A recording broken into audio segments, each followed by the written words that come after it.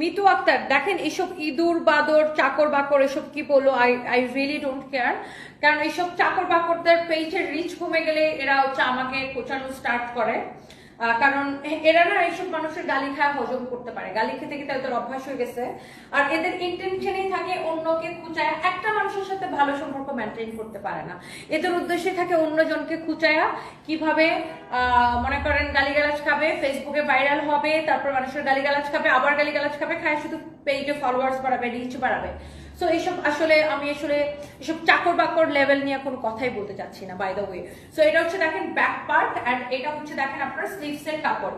হ্যাঁ, আর আমার তো ধরেন আমি যদি ওয়েস্টার্নের সাথে ঠিক করি, ওইটাই স্টাইল আমরা পয়দা করি, বিকজ আমরা নিজের কোম্পানির জন্য করি। কেউ আমাকে কিনা নিয়ে বলে না, ধরেন কেউ তো আর আমাকে টাকা দিয়ে কিনে নেয় নাই, কাউকে আমার জবাবদিহিতা করতে হবে না।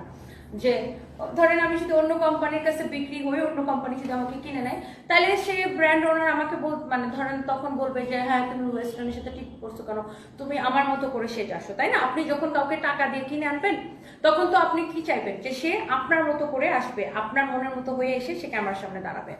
সো আমি তো নিজের কোম্পানির জন্য করি, সো আমি যেটাই করি সেটাই স্টাইল। সো এগুলো আসলে কি বলবো, মানে যখনই হচ্ছে যে এই ধরনের মানে চাকর বাকর গুলার মনে করেন পেজের রিচ কমে যায়, তখনই আমাকে খোঁচানো স্টার্ট করে। কারণ ওর বাপ মা জন্মের সময় আমার নামটা গিলাই দিছিল, বাপ মার নামের বদলে আমার নামটা শিখাই দিছে। মানুষ যেরকম মা মা মা মা করে, ধর কথা কথা আমরা বলি না মা মা আমার মা আমার মা, তো ওরকম মার বদলে আমার নামটা নিতে পছন্দ করে আর কি, আমাকে খুঁচাইতে পছন্দ করে। কারণ আমাকে খুঁচাইলে তো ওই মা মা করলে যতটুকু উপকার না হয়, আমাকে খুঁচাইলে তার থেকে বেশি উপকার হয়। পেজের ফলোয়ার্স বাড়ে, হ্যাঁ পেজের রিচ বাড়ে, ভিউজ বাড়ে। সো এদের তো কোনো ক্লাস নেই, বুঝেন না? মানুষের গালি খাইবো, তারপরে পেজে একটু ফলোয়ার্স বাড়ো, পেজে একটু রিচ বাড়ো, বুঝছেন?